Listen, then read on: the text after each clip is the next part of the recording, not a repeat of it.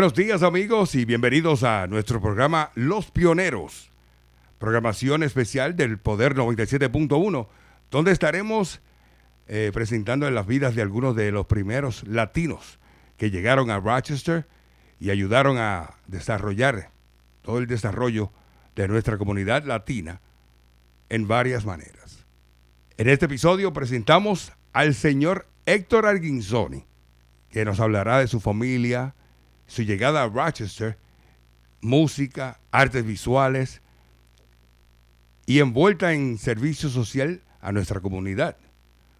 Más o menos nos da una idea de esta familia. Son ellos, Roberto y Felicita Arguinzoni, quienes tuvieron 5 hijos. Wow. Héctor, Carmen Sandra, Jorge Osvaldo y Roberto, entre ellos. Bienvenido, Héctor. Bienvenido. Gracias, Jun Jun. Hoy sirviendo como moderadores, que le llaman a eso, ¿verdad? Moderador, sí, claro. Pues sí. Así es que bienvenido, Héctor, y este Día de los Pioneros. El Día de los Pioneros. Así es que vamos a saber de ti, un poquito de tu historia, de tu familia y de dónde son tus padres. Bueno, mis padres original son de Calley, Puerto Rico, del barrio El Polvorín. El Polvorín, eso es en el mismo centro del pueblo de Calley. De Calley, wow. ¿Cuántos niños nacieron en Puerto Rico? Bueno, en Puerto Rico solamente nacimos mi hermana Carmen Sandra y yo. Nosotros fuimos los 2 primeros que nacimos en la isla y, bueno, los únicos que nacimos en la isla. Los demás nacieron acá. Uno nació en Brooklyn, mi hermano Osvaldo, y mi hermano Jorge nació, y Robertito nacieron aquí en Rochester. Nosotros llegamos a Rochester vía Brooklyn. Porque primero, sí. O sea que de Puerto Rico llegaron a Brooklyn. Exacto. La familia de papi se mudaron a Brooklyn en los años 50, más o menos. Y mi abuela y mi tía y su esposo se mudaron a Brooklyn y luego los hijos la siguieron. ¿De dónde salió eso de tu familia mudarse a Estados Unidos, a mí? O sea, que todo el mundo en Puerto Rico a veces vienen a la finca o cosas así. ¿Qué les motivó a ellos a venir a Nueva York? En el caso de nosotros fue que mi tía y su esposo tenían familiares en Brooklyn y se decidieron mudar a Brooklyn y mi abuela se vino con ellos. Para aquel entonces mi abuela y mi abuelo se habían separado y ella no quería quedarse en Puerto Rico, entonces se fue a Brooklyn y los hijos la siguieron, todos los hijos, menos una, mi tía Marta, que se quedó en Puerto Rico, pero todos los demás se fueron a Brooklyn. Incluso mi papá, que yo creo que para aquel entonces tenía como 20 años, 20 años con 2 niños. ¿2 ya? Bueno, estábamos yo y mi hermana Carmen Sandra. Wow. Ellos se casaron temprano. Mi mamá, cuando se casó, tenía 17 años. Bueno, cuando yo nací, mi mamá tenía 17 años. Wow. Interesante. ¿Y cómo llegaron aquí a la ciudad de Rochester? ¿Para qué año? ¿Para qué año más o menos? Bueno, para regresar, llegamos a Brooklyn como eso del 52.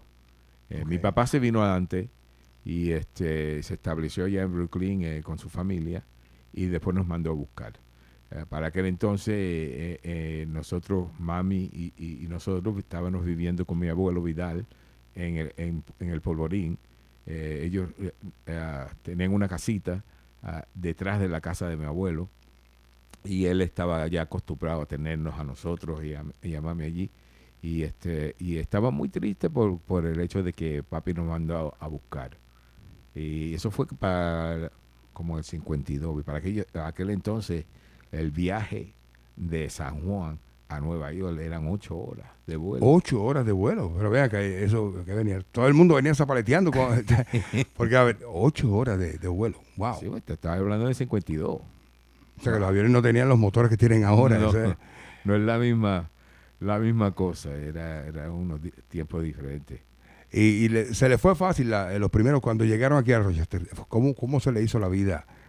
Bueno, ¿Fue fácil? después que llegamos a Brooklyn y estuvimos allá un tiempo, mi mamá tenía familia aquí. Y como tú habías dicho antes, mucha de la gente que vino a la región, a esta región, a Rochester y esta área, vinieron a trabajar en la finca. Y ese fue el caso de la familia de mami. Muchos vinieron a trabajar en la finca en esta área y se establecieron aquí en Rochester. Entre ellos, mi tío Félix Pérez, que conocido en nuestra comunidad, los Collazos, Raúl y Ramona Collazo, ya estaban aquí, ya estaban viviendo en Rochester, y eso motivó a mi papá a venir a explorar, a ver qué podía ofrecer a Rochester para él y para la familia. Y no era tan fácil para esos tiempos, no era... No era fácil. ¿Dónde llegaron ustedes? ¿A qué área llegaron ustedes aquí? A Rochester. Sí. Bueno, cuando llegamos y nos quedamos con familia. Ok. Nos quedamos con familia en lo que se estableció papi y consiguió un trabajo y pudo conseguir un apartamento. Y según me dice él, uno de los primeros trabajos que él tuvo fue trabajando en el Eastman School of Music. ¿Oh, sí? Sí. Montando, haciendo, limpiando, recogiendo, mudando instrumentos. Dice que se acuerda mudar los grand pianos y las arpas grandes en el escenario del teatro. Wow. Y en los cuartos de ensayo, porque ellos tenían cuartos de ensayo para los estudiantes, mudando todos los pianos y todos los instrumentos que se requería para aquel entonces. Y él tenía que caminar de donde vivía, ¿no?, a Eastman School of Music. Y para aquel entonces teníamos un apartamento en la Central, donde está la estación de tren. Sí, allí, detrás del correo. Sí, por detrás del correo, pero no era más, era tirando más a la San Paul, entre la Clinton y la San Paul. Hay unos apartamentos ahí, yo no sé si se acuerda, tú te acuerdas de Calabash. Había un... Yes, I do. Pues ese edificio, al lado de ese edificio había un edificio con apartamentos y nosotros vivíamos allí. Oh, ok. Para aquel entonces yo tenía algunos 2 años, 3 años. O sea que para ti no fue tan difícil como muchos, ¿sabes? Las personas que llegan, se mudan de Puerto Rico, por ejemplo, para acá ya con más edad, se le hace un poquito más difícil porque dejan las amistades, dejan... Sí. ¿Cómo a ti personalmente, cómo te fue eso? ¿Tú no te importó? No, porque yo era un bebé, básicamente, de 2 o 3 años, y mi hermana, éramos solamente nosotros dos y éramos bebés. El transporte, el viaje de Puerto Rico a Nueva York se le hizo un poquito difícil para mami porque venía sola con 2 niños. Con 2, sí. Y pero al nosotros llegar aquí yo era un niño, no tenía... Y me imagino que tú eras el peor, ¿sabes? Que cuando ella venía contigo, ay, mi madre, pero Héctor otra vez llorando. No, pero Héctor, o sea, a pesar de todo, como vienen muchas familias aquí, y no se les hace tan fácil, pero tus padres, sí, tuvieron que lidiar con un montón de cosas, porque es cuando los latinos que estaban, como quien dice, llegando ya aquí, estableciéndose, haciendo cosas diferentes. Y durante ese proceso, ¿cómo le fue a ellos? Bueno, papi tenía la habilidad de hablar inglés. El estudio en Puerto Rico pudo estudiar inglés y entonces hablaba un poquito, se defendía. Y teniendo ya familiares aquí, teniendo a la familia Pérez, a mi tío, a Félix y a los Collazos, pues eso fue una ventaja, ¿no? Porque ellos ya estaban aquí establecidos y, por cierto, estaban ayudando a muchas personas que estaban estableciéndose en Rochester.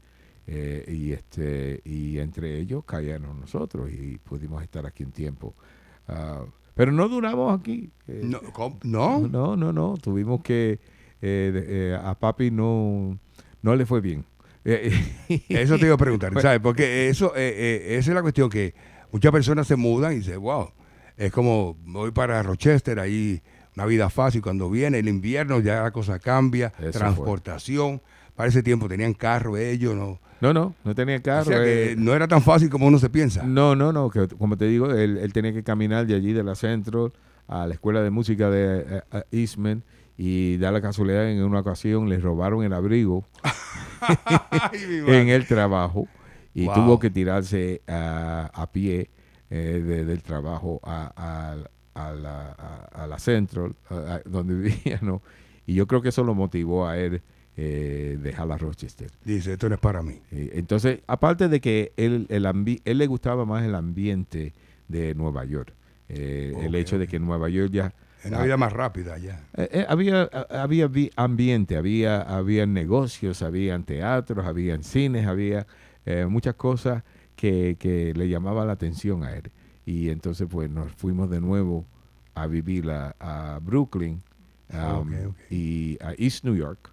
Y yo comencé en la escuela en East New York, pero luego nos regresamos a Rochester en el 62. Okay. Ya yo tenía como 11 o 12 años. Ahí que te pregunto, ahí cómo fue cuál fue la diferencia. Ahí viene la diferencia, porque veníamos de East New York, un ambiente diferente a lo que se encontraba en Rochester. Esto era un paraíso para nosotros, sinceramente, porque Se siente como uno ir de la ciudad de San Juan al campo, por ejemplo, ¿sabes? No es lo mismo con una ciudad tan rápida como es Nueva York. yo siempre digo que era interesante ver nosotros veíamos un programa que se llamaba Leave It to Beaver. Oh, sí, Leave It to Beaver. Leave It to Beaver. Y ellos vivían en un vecindario, ¿no? Con sus casitas y sus patios y gramas y árboles. Y nosotros veíamos eso. Viviendo en Brooklyn no se veía eso. En los high-rise, eso. Pero cuando llegamos a Rochester, esa era la realidad. Que tenía tu propio playground. No tenía que ir a un parque regular. Y cuando llegamos a Rochester en el 62, nos fuimos a vivir en la área de la Mount Carmel. Okay. Para Ontario, por allá. Para Ontario, la Woodward, toda y eso era un vecindario precioso, lindísimo. Y los Collazos, mi tía Ramona y tío Raúl, ya tenían casa. En los años 50 habían comprado una casa en La Salle, que por cierto todavía la viven. Pero habían comprado una casa en La Salle y nos fuimos a vivir con ellos un tiempito en lo que se estableció mi papá con el trabajo. Y para aquel entonces, donde iban muchos latinos a trabajar, eran las Gerber's Baby Food. Yep, I remember those. Y papi logró conseguir trabajo allí. Muchos de mis familiares ya trabajaban allí, mi tío Raúl. Y pues se le hizo fácil conseguir trabajo allí en la Gerber's y comenzar a desarrollar nuestra vida en Rochester. Y ese fue el principio. Y vivíamos, como te dije, vivíamos en la área de la Mount Carmel. Nosotros nos fuimos a estudiar a la escuela católica de la Mount Carmel. Veníamos de otro ambiente porque veníamos de escuelas públicas en Nueva York. Ahí era una escuela católica, un poquito diferente la dinámica. ¿Y cómo era el estilo tuyo como niño, como tal, en una escuela, sabes, ya diferente a la que tú estabas acostumbrado allá en Nueva York? Fue diferente y fue interesante a la misma vez, porque me fascinaba en Nueva York. Yo tuve muchas buenas experiencias en la escuela. Yo tuve no sé si tú has tenido un maestro o una maestra que fueron causaron impacto en tu vida. Sí, por ejemplo, en los grados primarios míos, tú sabes, tuve maestros que yo pensaba que era como mi madre. Sí. Entonces, y era diferente, ya tú le coges un cariño diferente. Sí, claro. Entonces yo en la escuela de Nueva York tenía una maestra, la única maestra de color.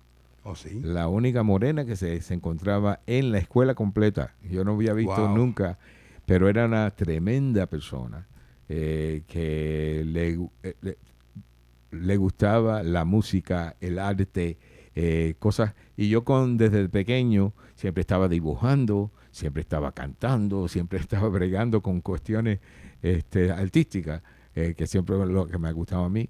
Y en casa, como papi, le encantaba la música. Y era I wanna be musician. Eso te iba a preguntar, ¿cuándo tú te motivaste a esta cuestión de arte, de música? porque muchos entendemos que eres corista también de la Orquesta de la Muralla. Ujú. ¿Y qué te inspiró a ti como tal a eso del arte?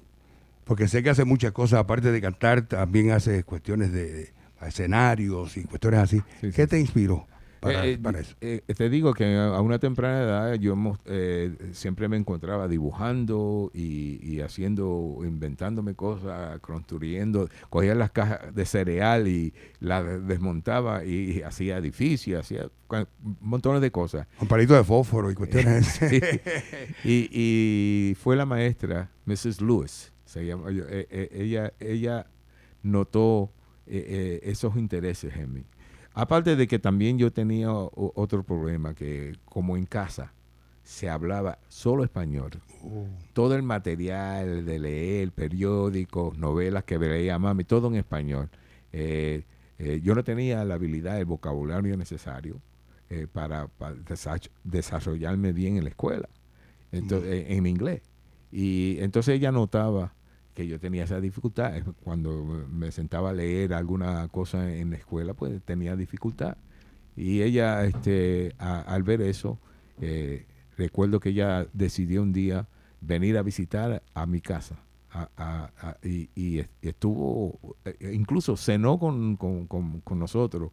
Ese día que ella vino, se sentó a cenar con nosotros y ella fue allí que ella se dio cuenta de La necesidad que tú tenías la necesidad de que... y lo que había que bregar para... Sí, sí, entonces ella me traía, como a mí me gustaba dibujar y siempre estaba diseñando, ella me traía comic books. ¿Ah, sí?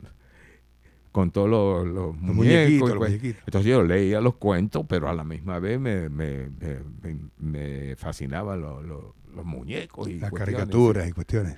Y así fue que ella nos ayudó, no solamente a mí, pero a varios. Entonces ella formó como un grupito. Ella le decía que era un club, pero sinceramente era un club para desarrollar la habilidad de leer y vocabulario. O sea, como si fuera un club de arte, pero era para ayudarlos en otros Exacto. ángulos que tenía que darle prioridad, porque especialmente para ti era el idioma, ¿no?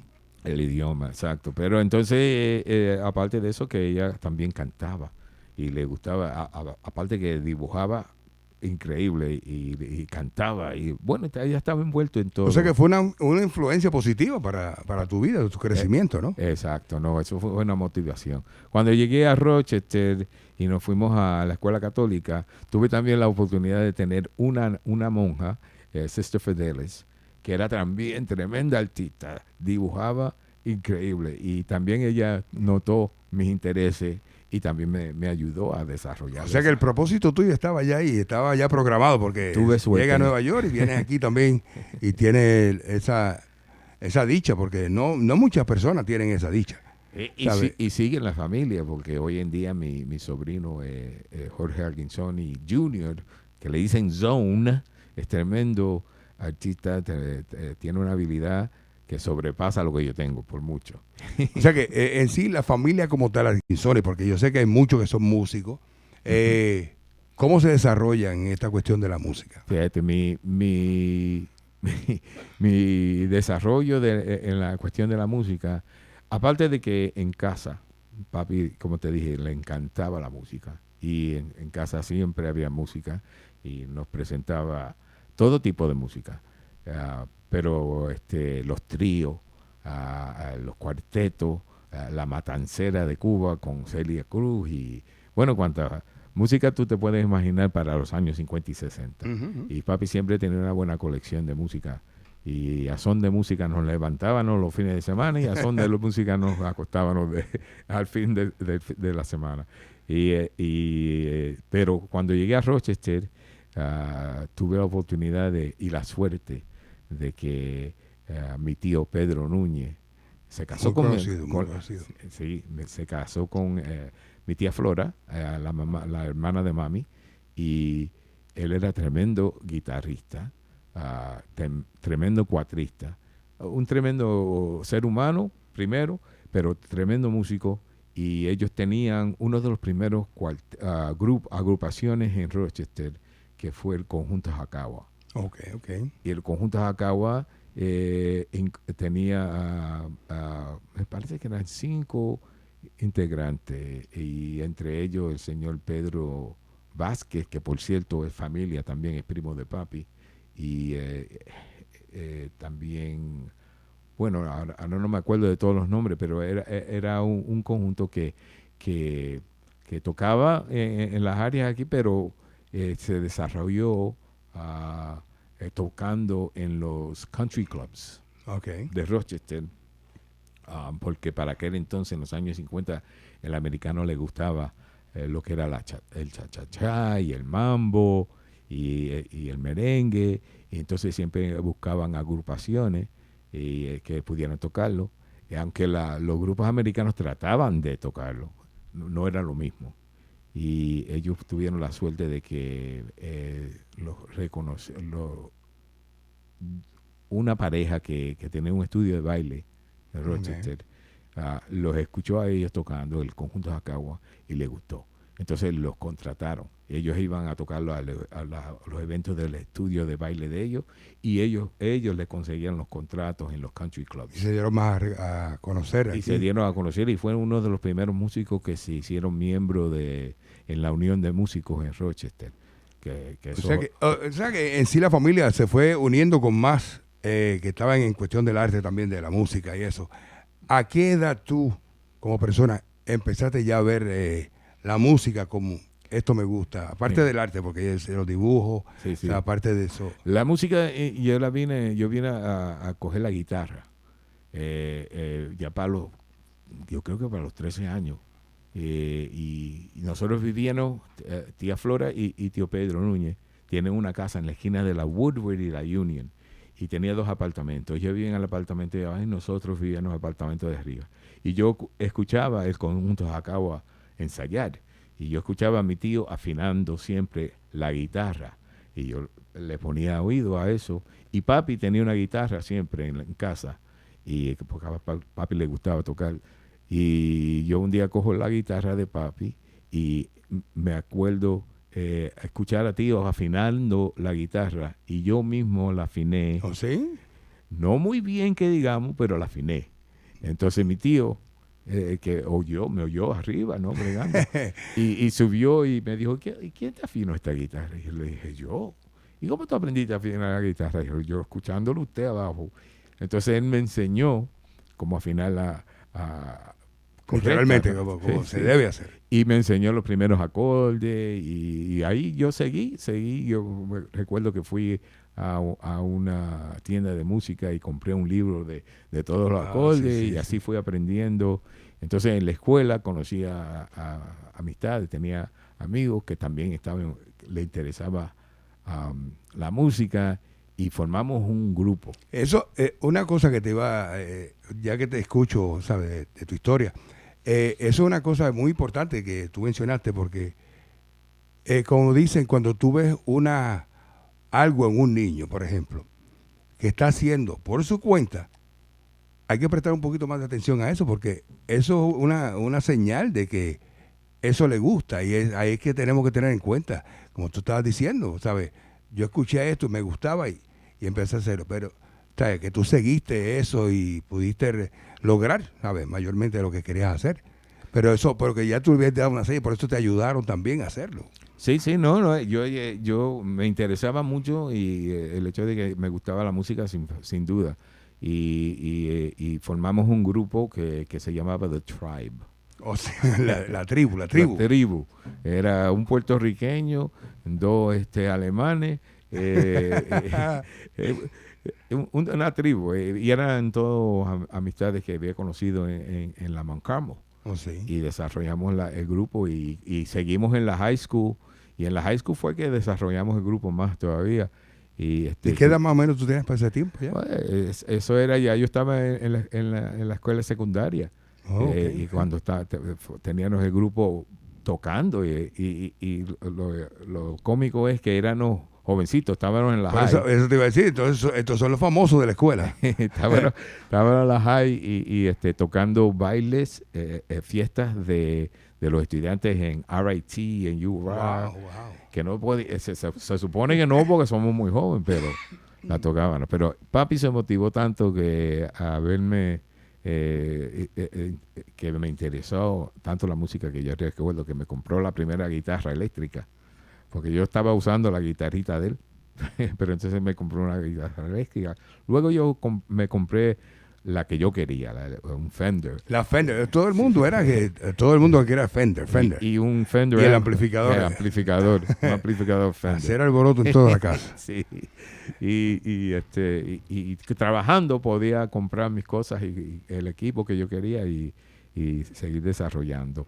Pero cómo era el apoyo de tus padres Mi papá a lo que estabas haciendo? Porque sabes que muchas personas jóvenes están metidos en la música y tú sabes la fama que tenían antes, que tenían que estar haciendo otras cosas que no debía, sabes que son muchos los padres bien posesivos, como le llaman, pues sabes, no te quieren eso con cuestión de discoteca o cuestiones así. Pero ¿cómo ellos te apoyaban ellos en ese sentido? No, ellos apoyaban, papi y mami siempre nos apoyaron con la música. Y no solo a mí, porque mis hermanos, mi hermano Jorge tocó timbales, mi hermano Osvaldito, tremendo cuatrista, y tuvo varios grupos, entre ellos el grupo Afinque. Mucha gente lo conocía por el Afinque, pero tuvo varios grupos, agrupaciones, y tocó con varios grupos. Y yo seguí tocando con el grupo yo digo que era de rock, pero tocaban un poquito de todo, R&B y de todo. Y luego me salí de eso y me interesó para aquella época. Si tú estabas en la escuela secundaria, era puertorriqueño, la salsa. Era lo que mandaba. We're talking the 60s, los años 60. Y entonces pues ya me involucré en la salsa y dejé la música de rock y me metí a tocar con Frank Antonetti. Recuerdo que Frank Antonetti y yo formamos un grupocito, y yo estaba tocando guitarra, no teníamos piano. Y ahora no me acuerdo si Frank tocó bajo o si estaba tocando timbales, pero formamos un grupo. Y entre ellos estaba Papo Trompeta. Yo no sé si tú... No, ese no lo conocí. Un muchacho que veo por ahí que tocaba trompeta y era con una persona bien interesante. Y tocaba la trompeta de ladito. Sí, yo he visto muchas personas. Y todos músicos que nos gustaba la música y joven. Los que acaban de entrar en sintonía, estamos hablando con Héctor Arguinzoni de su historia, su vida, su familia. Y esto aquí es en Los Pioneros. Hoy, muy especial, Héctor Arguinzoni nos está contando cómo él llegó aquí, su familia, todo el progreso que tuvo. Ahora ya estás entre los músicos, como tal, con Frank. ¿Cómo seguiste después? Eso fue todavía estando en la high, y saliendo de la high para entrar en la universidad. Pero formamos ese grupito y luego nos unimos con Víctor Antonetti y y de ahí formamos la orquesta Antonetti. Wow. De ahí se formó la orquesta Antonetti. ¿Eso fue para qué año? Los años 70. Wow. Porque yo entré, era un niño todavía. Yo entré a la universidad para ese tiempo. ¿Ya tú estabas en la universidad para Entré para los años 70. Terminé, me gradué de la Monroe y entré a la Universidad de Rochester. Y allí fue que yo conocí a Omar Castaño, que he was my roommate en el colegio, y él tocaba trompeta y era de Guatemala. O sea que no conocía la salsa, pero la vino a conocer. O sea que como quien dice, toda tu vida tú estuviste rodeado de músicos o en ese ambiente. Es la suerte que tuve. Y la suerte que tuve unos padres que, como les gustaba, date cuenta de una cosa. Como en casa nos permitían tener las agrupaciones y ensayar, siempre estábamos en casa, nosotros y nuestros amigos, las amistades. Y papi nos dejaba ensayar en el sótano de la casa y él estaba siempre seguro que sus niños estaban cerca. Exacto, y eso es lo que viene con el apoyo, porque si él no tiene el apoyo, ustedes lo iban a hacer como quiera en otro lado. Exacto. Pues él prefería, como padre al fin, ok, que lo hagan aquí, mejor y así sé lo que están haciendo. No solo eso, pero recuerdo que cuando estaba en la banda de rock, como él decía, como único íbamos a aprender el idioma. Las personas que acaban de sintonizarnos, estamos dialogando con Héctor Arguinzoni y su vida, su trayectoria. ¿Cómo le fue aquí en la ciudad de Rice después de venir del polvorín de Calley hasta Estados Unidos, a Nueva York? Llegó aquí a la ciudad de Rochester, estudió en las escuelas de Rochester para esos tiempos. También fue a las primarias, secundarias. No, las primarias fueron en Nueva York. Las primarias comencé en Nueva York. Entonces aquí fuiste a la secundaria y a la high school, o a la high school acá. Yo para 13 años, yo estaba como en tercero o cuarto grado cuando nos mudamos para Rochester y comencé la escuela católica aquí en la Mount Carmel. Okay. Y luego de la Mount Carmel me fui a la Monroe High School, para la high school en los años 70. Me gradué y me fui a estudiar a la Universidad de Rochester. Y estábamos hablando de que fue ahí en la Universidad de Rochester donde conocimos, para aquel entonces la Orquesta Antonetti no tenía viento. Estábamos empezando. O sea que era mayormente percusión y... Percusión. Piano. ¿Había piano para aquel tiempo? Sí, fíjate, indio. Pero no los grand pianos eso, porque yo me acuerdo que había que cargar con ese aparato para todos lados. No. Teníamos un Rhodes Fender piano, que aquello pesaba como un matrimonio mal llevado. El keyboard ese grandote. Era un keyboard que aquel animal pesaba. Antes, ¿cómo le llamaban? Órgano. El órgano, mayormente, que era que se conocía. Y bueno, yo lo conocía como órgano. Era un piano, porque era el Fender Rhodes, que era famoso por el sonido. Tenía un sonido, y las orquestas de salsa, eso es lo que usaban cuando no había gran piano, porque casi siempre en los sitios tenían un gran piano. Y estando en la Universidad de Rochester, usábamos a veces los salones del dormitorio que tenían gran pianos para los ensayos de la orquesta. Okay. Y entre aquellos tiempos, como te dije, al principio no teníamos viento y estábamos siempre buscando viento. Y da la casualidad de que el roommate mío que venía de Nueva York era Omar Castaño y tocaba trompeta. Ahora, no conocían la música de salsa, pero la vino a conocer. Entonces teníamos un amiguito también que era morenito, él, clarito, parecía latino, de los ojos claros, y tocaba saxofón y flauta. Y también lo metimos a la banda. Y fuimos desarrollando ese aspecto de vientos, incluyendo los vientos en la orquesta. Date cuenta de que para ese mismo tiempo se estaba desarrollando lo que hoy es conocido como la muralla.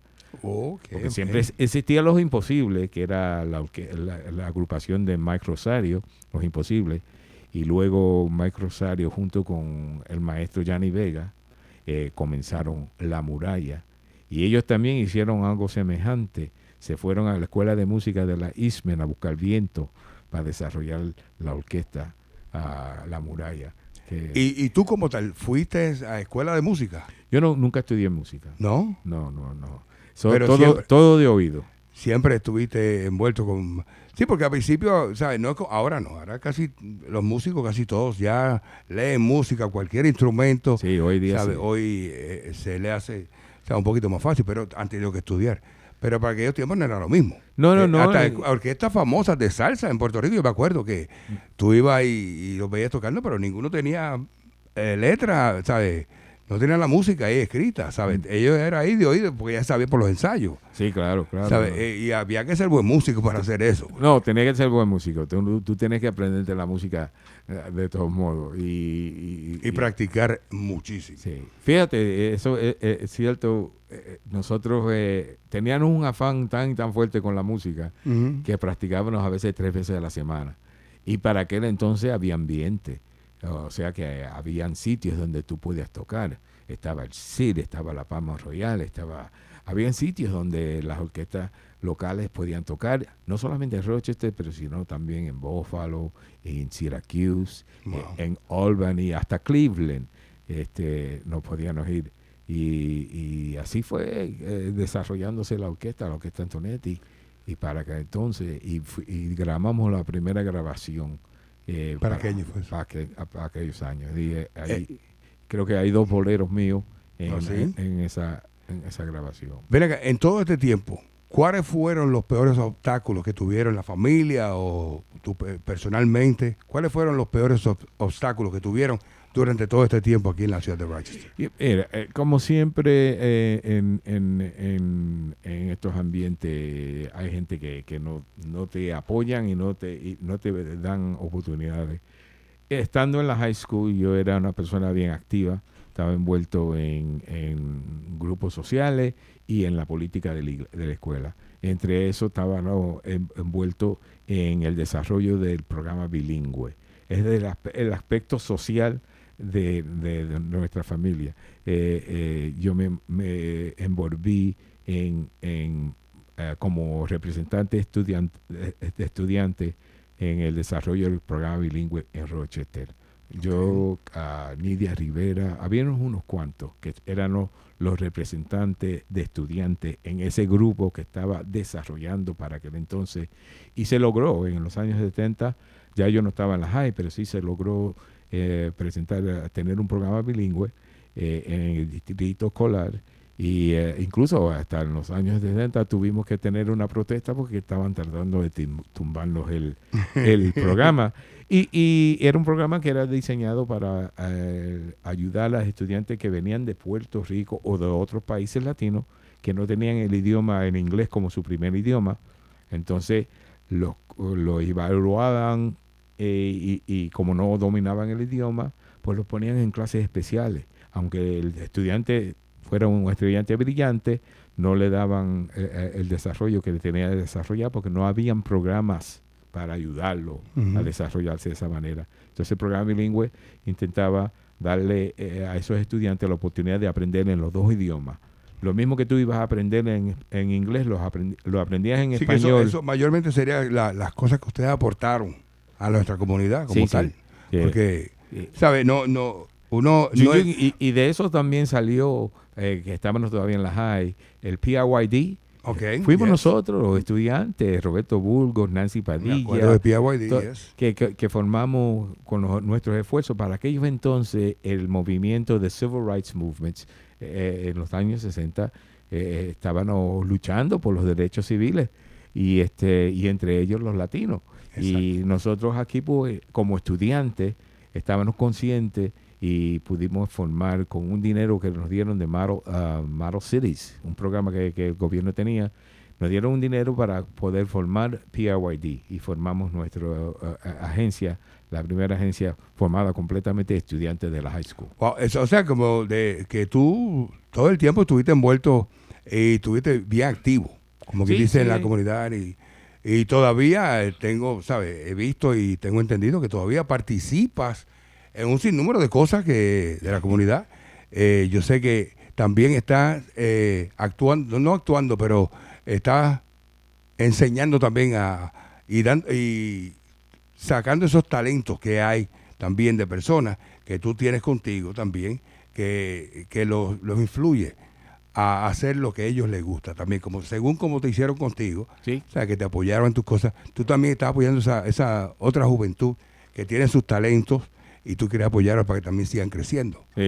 Aparte de toda mi trayectoria musical, yo tuve 35 años trabajando con el Departamento de Recreación de la ciudad de Rochester y mi mayor propósito era ese, de poder trabajar con jóvenes y mayormente nuestra juventud latina para ayudarle a ellos desarrollarse en muchas maneras, entre ellos todas las cosas que a ellos les gustan, si es deporte, o sea música, o sea lo que sea. Yo tuve 35 años, fui director del centro del Ryan Center, me jubilé de ese trabajo después de 35 años, pero hicimos muchas cosas, desarrollamos muchos programas. Yo fui también director del Centro de Arte y Cultura puertorriqueño en los años 80, sí, en los años 80, formamos de esa estancia formamos el grupo Borinquen Dance Theater, con dinero que teníamos Los fondos. Sí, del Concilio de Bellas Artes del Estado de Nueva York. Wow. Pudimos formar el Borinquen Dance Theater, y que hoy existe, está celebrando sus 40 y pico años. Y para mí es un orgullo, ¿no?, que yo fui parte de ese desarrollo. Y también quería decirte que el festival puertorriqueño, el primer festival puertorriqueño que se llama Brown Square, ¿Ah, sí? ese Brown Square lo conseguimos porque yo trabajaba allí como estudiante. Wow. Con Levant Shepard, era el director mío, mi jefe, y Domingo Martínez estaba, como era vecino y compadre papi, un día en conversación estaba buscando un lugar donde podían hacer el festival puertorriqueño. Yo le digo, vení a hablar con mi jefe, a lo mejor nos deja hacerlo allí. El parque allí, ¿eh? Sí, y ahí surgió. Laván era una persona, un morenito, él, tremendo artista también. Él también me ayudó mucho. Y él dijo, para aquel entonces no había special events, no había permisos particulares. Y recuerdo que montamos el festival allí, hicieron kioscos a la mala allí y bregaron. A vender alcapurria, a vender bacalaíto. Una semana lo pasamos allí. Wow. Bienísimo. Y ahí fue donde se estableció por primera vez el festival puertorriqueño en Brown Square. Y tú estuviste, también, como dijiste, estabas trabajando también con juventud, ¿verdad? Sí, la mayoría de mi vida yo la dediqué trabajando. 35 años trabajando con el Departamento de Recreación, trabajando con jóvenes. Y para mí esa fue una meta, algo que yo quería hacer siempre. Según hicieron conmigo, yo quería poder hacer lo mismo. Y como siempre tuve el apoyo siempre de mis padres. Ellos siempre estaban allí presentes y siempre estaban. Aunque ellos en los años 80 decidieron irse a Puerto Rico de nuevo y nos dejaron por acá perdidos en el frío. Ya eran mayores, ¿no? Sí, ya eran los mayores. Entonces, ¿y qué? Por ejemplo, muchas personas conocen Héctor Arguinzón, el de la zona musical.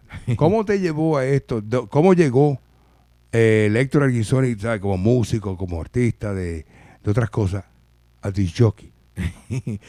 ¿Cómo llegó? Espérate, ¿cómo llegó de los micrófonos allá solamente a los platos, a los discos, los vinil?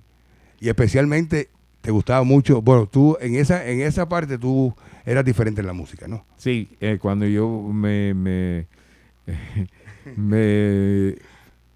los años 70, tú sabes que el disco era un fenómeno, y me llamaba la atención el arte de la mezcla de los DJ. Uh-huh. Y me puse a investigar eso. También como presentado, ¿verdad? Como presentado. Pero eso me llevó a vivir en España 3 años. Porque como pude desarrollar eso también como disc jockey. Me escucharon en un club que yo estaba trabajando que se llamaba Peabody's, un martes. Se llenaba aquel sitio y me escuchó un señor y le gustó y me dijo que le interesaba hablar conmigo, que quería, él se iba a establecer una discoteca en Europa, en Portugal y en España, y le interesaba contratarme. Yo creía que era una broma, pero oiga, España. 3 años viviendo en las Islas Canarias. Wow. Y lo pasé divinamente bien. O sea que no solamente aquí, o sea que después de eso la música tú la has llevado en muchos sitios, entonces. La música por dentro. Y todavía, según veo, todavía sigues activo en cuestión de música como cantante, como corista. Sí, porque estoy cantando ahora con la muralla. Y no solamente con la muralla, también estás cantando en la iglesia también. Así. Sí, canto en el coro de la iglesia.